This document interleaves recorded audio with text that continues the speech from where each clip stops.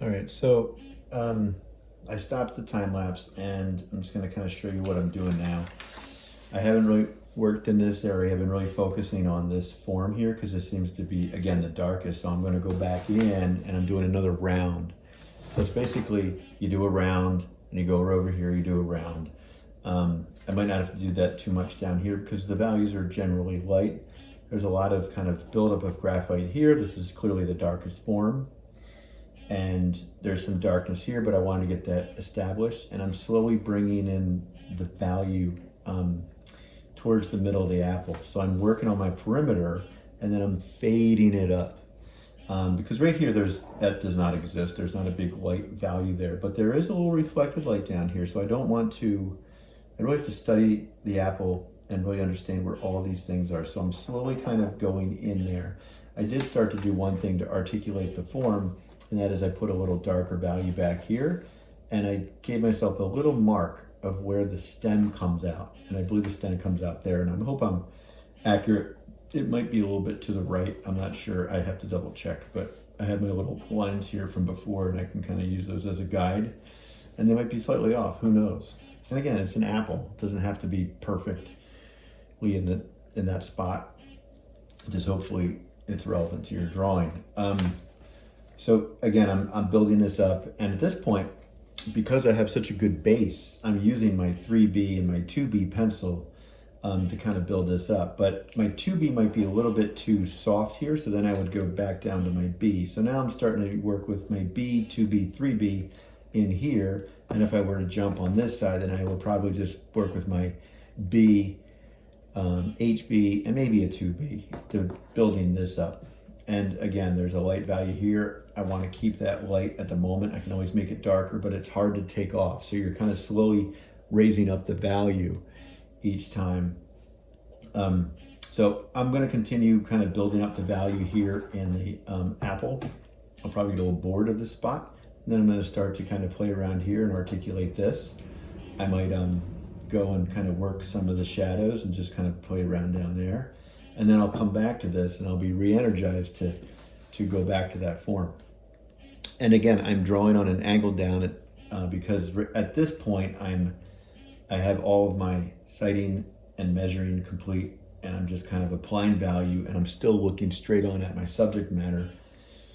And I can't stress this enough. You have to constantly observe, because right now I'm not observing the line and the shape and the structure of the form. I'm observing the value structure, where it's darker, where it's lighter, and the questions you want to ask yourself: what creates that value shift, or why is that thing indented? How do you create that illusion? It's not how do you create the illusion, you just draw what you see there. So there's a lighter value that's right here, and you can see I have a little bit of that happening, and I'm working around it. Instead of erasing it out, I'm making darker values around it, and I'm bringing it out through that method. And it's starting to emerge now. I'm slowly kind of locating this. It's like I'm trying to find that spot, and I'm slowly getting there, and then I nail it and I commit to it. So I've definitely committed to the edge of this. I've definitely committed to the edge of this. That's not going anywhere. I've committed to the edge of this, and I'm trying to figure this out. I'm trying to commit to this part. I'm not putting the stem in until the very end, and then I'm going to start to fill this in. I'll probably get bored with this, and I'm going to move that down there. Okay.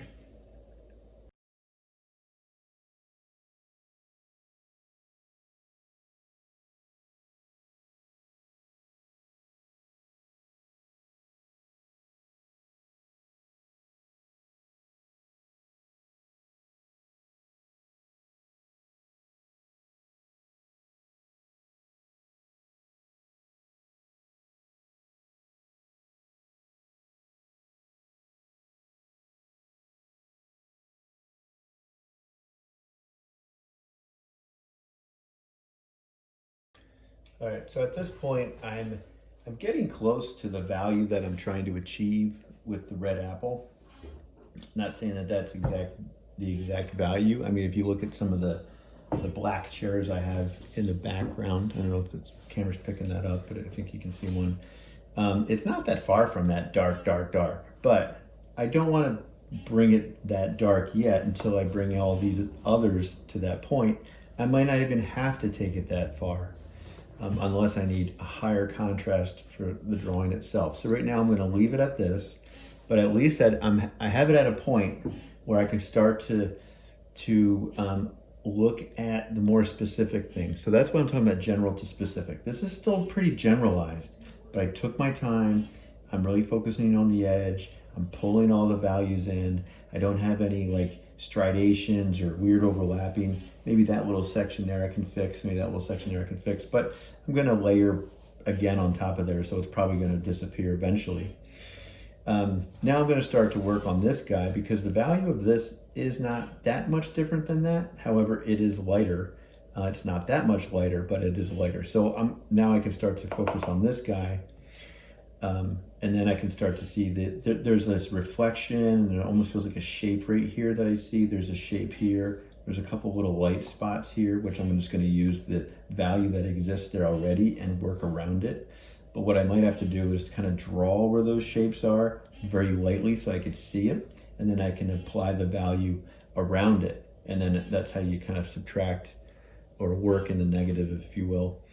So right now I'm going to jump here, and I think the last pencil I used there is probably like an HB. So I'm going to see if a B shows up. There's my B here.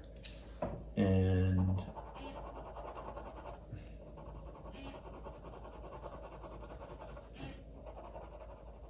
now, if you're using another brand of pencil, and I should have mentioned this a lot earlier, but it's not going to react like these. These are different. These are Faber-Castells are generally harder than most pencils. Hopefully you're not using something like Art Loft, because that is the most generic pencil they make, and it's for craft and people that are just kind of getting interested in art. Please don't use those. Use something that's more middle to professional grade. Even Dick Blick makes a generic pencil that's decent enough for something like this. But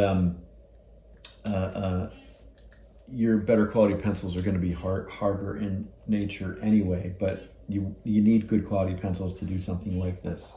You can't get by with just one 2B pencil or a cheap brand like Artist Loft. So you can kind of see here, I'm working this little section here. I'm just trying to make it generally a darker value, but I'm trying to even out the tone. So I'm kind of working in these little nooks and crannies and just even it out. And if you notice in my videos that I'm turning my board a lot, and I'm using this paper a lot. So when I know I'm going to be, my hand's going to be in a certain section, you don't want graphite on the bottom of your hand. And the oils from your hand isn't good. Do not smear. I should have mentioned that earlier too. No smearing with your hands. There's oils in your hand that does not mix well with graphite. The only medium you can smear successfully with is compressed charcoal. All right, so I'm just kind of building this up. And this is one of those things where you just need patience. You just have to like let it evolve on its own. Let it do its own thing.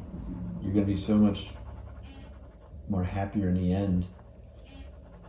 Or happier? I don't know if that's right.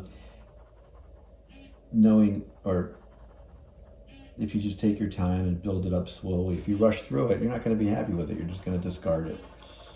Take your time, build and build and build and build and build. All right, so the 2B is not doing much now. I'm going to jump to my, the B is not doing too much now, so I'm going to jump to my 2B. And the nice thing about this, if I go in the other, check this out, I'm hitting this as well. I'm just kind of hitting both sides, and the left side is not getting darker. The right side is, because I have my value established.